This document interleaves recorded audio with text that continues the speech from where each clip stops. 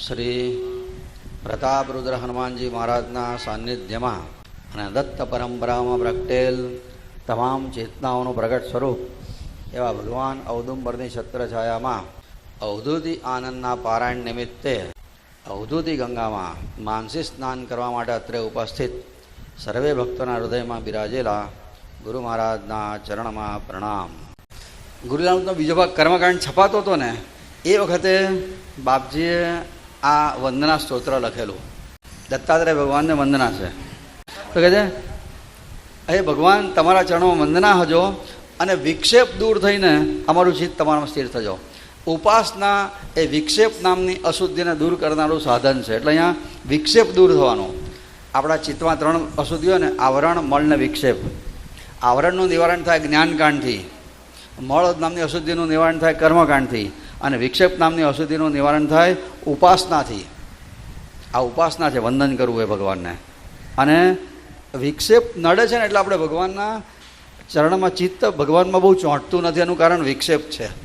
અને ભગવાન કૃપા કરે, એમને વંદન કરીએ તો એ વિક્ષેપ દૂર થાય અને ચિત્ત એમનામાં સ્થિર થાય. તમને જન્મ લેવાનો છે જ નહીં, છતાં ભક્તોના માટે અવતાર લીધો છે. અને બ્રહ્મા, વિષ્ણુ અને મહેશનો સત્વ અંશ ભેગો થયો એ દત્તાત્રેય ભગવાન છે. આ સમજો આ પંક્તિના. 1 મુખવાળા તમે હો છો, કોઈ વાર 3 મુખવાળા. તમે નિર્ગુણ છતાં સાકાર બનો છો. અને અત્રિ ઋષિનું તપ પ્રગટ થયું અને મૂર્તિ બની ત્યાં દત્તાત્રેય ભગવાન. તમે કોઈ વાર 2 હાથવાળા, કોઈ વાર 4 હાથવાળા, કોઈ વાર 6 હાથવાળા, અને જાત જાતના આયુધો ધારણ કરનારા. ખબર છે ને, માળા, કમંડળ, ડમરૂ, ત્રિશૂળ, શંખ, ચક્ર એ આયુધો ધારણ કરો છો. તમારું રૂપ ચિદ્રસ રેડતું. ચિદ્રસ એટલે આનંદ રૂપ, આનંદ આપનારું છે, ચૈતન્ય આપનારું. તારી લીલા કોણ જાણે. વેદો પણ મૂગા થઈ જાય છે અને કૂતરા બનીને તમારી સામે આભા બનીને જોયા કરે છે. તમારે જે પાવડી પહેરી છે પાદુકા એ કાષ્ઠની છે, એના પર તમે ઊભા છો. પણ તમે પ્રવૃત્તિ અને નિવૃત્તિ, આ બે જે આપણા જીવનના 2 અંગો છે ને, પ્રવૃત્તિ નિવૃત્તિ, એ ભુક્તિ અને મુક્તિ આપનારા છે. પ્રવૃત્તિથી ભુક્તિ મળે, ભોગ મળે, અને નિવૃત્તિથી મુક્તિ મળે. તો તમારા 2 પાદુકા જે છે ને એ ભુક્તિ અને મુક્તિ આપનારી છે. આ બરાબર સમજો. આ પંક્તિ સમજાતી નથી વિદ્વાનોને. એવું થાય છે, તમે લાકડાની પાવડી પર ઊભા છો, બહારથી આવું દેખાય છે, પણ કઈ પાવડી છે? તમારી પ્રવૃત્તિ નિવૃત્તિરૂપી પાવડી છે. માણસ પ્રવૃત્તિમાં હોય તો ભુક્તિ મળે છે, નિવૃત્તિમાં હોય તો મુક્તિ મળે છે. નિવૃત્તિમાં એટલે ભજનાનંદ, ભક્તિ કરે તો મુક્તિ મળે છે, અને પ્રવૃત્તિમાં સંસારમાં રહે તો ભુક્તિ મળે છે. તો તમારા ચરણ બંને આપે છે. જે તમારા ચરણનું પૂજન કરે, તમારા ચરણનો આશ્રય કરે ને ભોગ પણ મળે અને ભગવાન પણ મળે. એ કહે છે, અર્જુનના માટે બોલ્યા છે ને, દીધી રિદ્ધિ સિદ્ધિ અપાર અને અંતે મુક્તિ મહાપદસાર. એ વાત. તમે સ્મશાનમાં રહો છો, પણ કયા સ્મશાનમાં? ભક્તોના હૃદય, જે ભક્તના હૃદય સ્મશાન ના હોય, જે ભક્તના હૃદયમાં સ્મશાન હોય ને ત્યાં તમે જઈને બેસો છો. કયા ભક્તનું હૃદય સ્મશાન હોય? જ્યાં કામ ને ક્રોધરૂપી બળતા હોય, એવા ભક્તના હૃદયને યોગભૂમિ કહેવાય. અને એવા સ્મશાનમાં તમે ત્યાં બેઠા છો. શાસ્ત્રો પંખીઓ બનીને તમારી આજુબાજુ કલરવ કરે છે, એટલે કૂજન કરે છે તમારા તત્વનું. પુરાણો માખી બનીને તમારી આજુબાજુ ગણગણ કરતા હોય છે. જે નિર્ગુણ છે એનું ગુણગાન ગાય છે.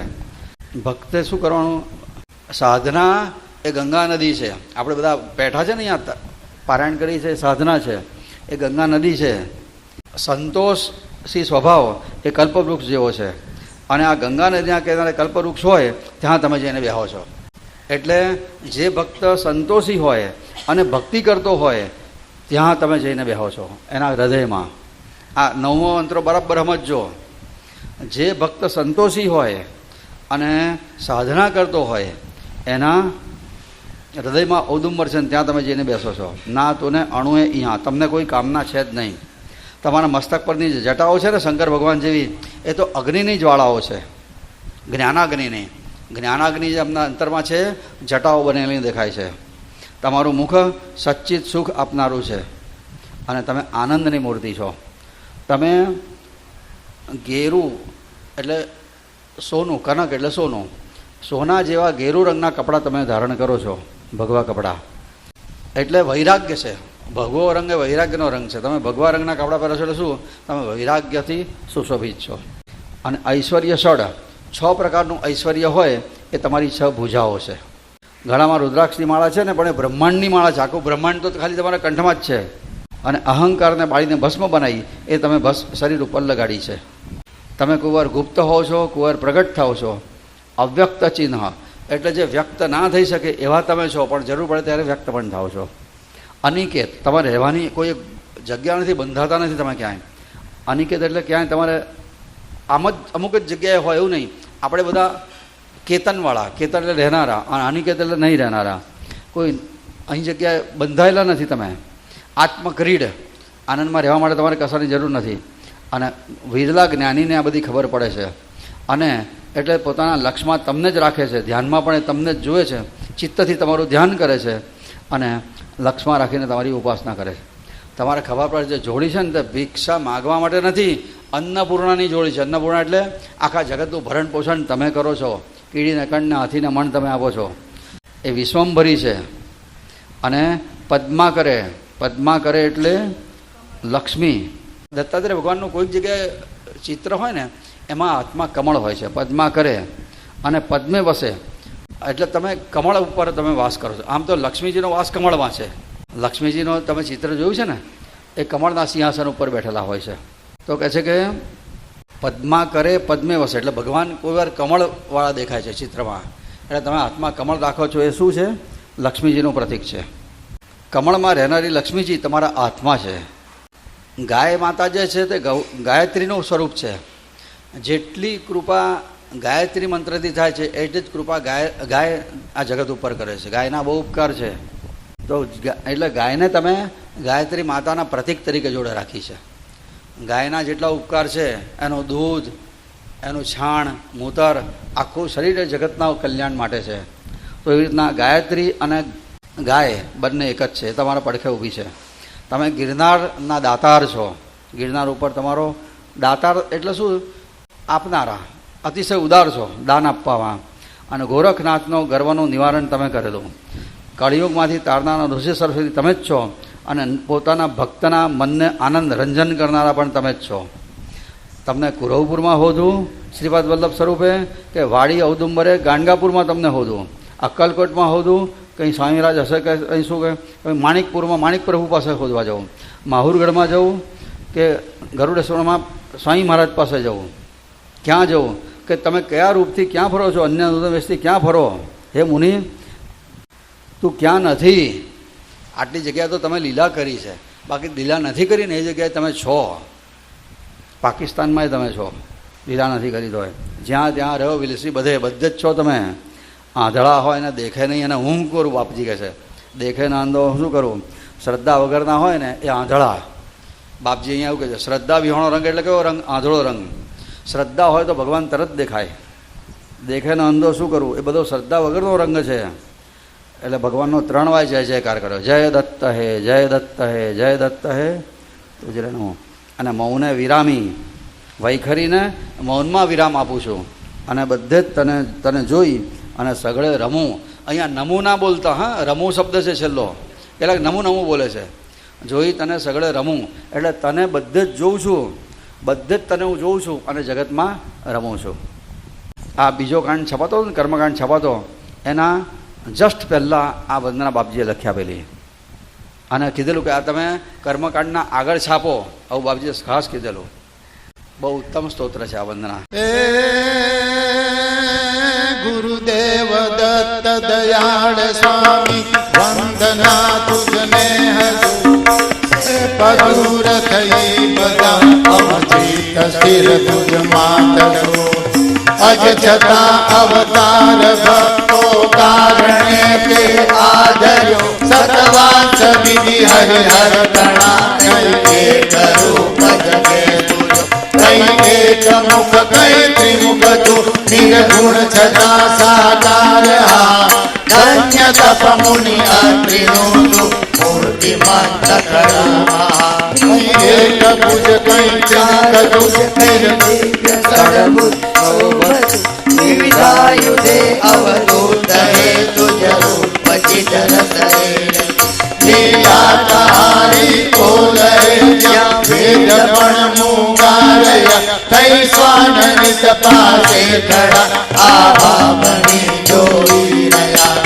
કાષ્ટવૃત્તિ પાવડી પર તું ખડો છું શૂલે દિશે પ્રવૃત્તિ નિવૃત્તિ પદોએ મુક્તિ મુક્તિ મયલસે યોગ ભૂમિ સ્મશાને ભક્તો તણુ નિજ ચિત્ત કામ ક્રોધ મળા બળે બેઠો દિગંબર જ્યોતિયા પંખી સ્વરૂપે શાસ્ત્રગણ પૂજન કરે તુજ તત્વનું બાકી પુરાણો ગણ ગણે ગુણ ગુણ કરી નિર્ગુણ તણુ સાધના ગંગા નદી સંતોષ કલ્પ દ્રુમતિયા બેઠો જઈ ઔદુંબરે નાથુને અડમુનિયા જ્ઞાનાગ્નિ જ્વાળા સમી શોભે જટા શિર શંકરી સચ્ચિત સુખાત્મક મુખલસે આનંદ મૂર્તિ કનક ગેરુ સંયમે રંગી ધરા ભગવા અહો ઐશ્વર્ય સડભુજ સડકઈ શોભે નિરાકારી અહો રુદ્રાક્ષ માળા કંઠમાં બ્રહ્માંડ માળા સુનરી વ્યાપી બધે અધકો રહ્યો ખાલો ન એકે ધામ અહમ ભભૂતિ ચોળી તને જગમાં ભમે કઈ ગુપ્ત કઈ થઈ પ્રગટ તું અવ્યક્ત ચિત્ત સદારમ અનિકેત આત્મા ક્રીડતું જાણે વિરલ જ્ઞાની તને જોઈ રહે લક્ષે સદા તુજ ધ્યાનમાં તુજ ચિંતને अन्नपूर्णा जोड़िए शोभे कवे विश्वम्भरी पद्मा करे पद्मे वसे गायत्री गौ पढ़ के गए गिरनार नादाकार गौरक्ष गर्व निवारण कलितारनो से सरस्वती निज भक्त मानस ढूंढू पुरवपुर मातने श्रीपाद वल्लभ रूपहि भावाणी औदुंबर विसेवा काणकापुर मातहि जाऊ अक्कलकोट मासु स्वामी राज्य हसे तिहा माणकपुरे प्रभु पासवा माहुर गढ़े वाकेता यतिवर कने गरुड़ेश्वरे वाजाऊ वासुदेवनि वा अन्य नूतन वेशति तू क्या पण सुलभु आख्यान तू जा क्या रयो विलसी बधि देखे न अंधो सुकरु त्रताविहोड़ो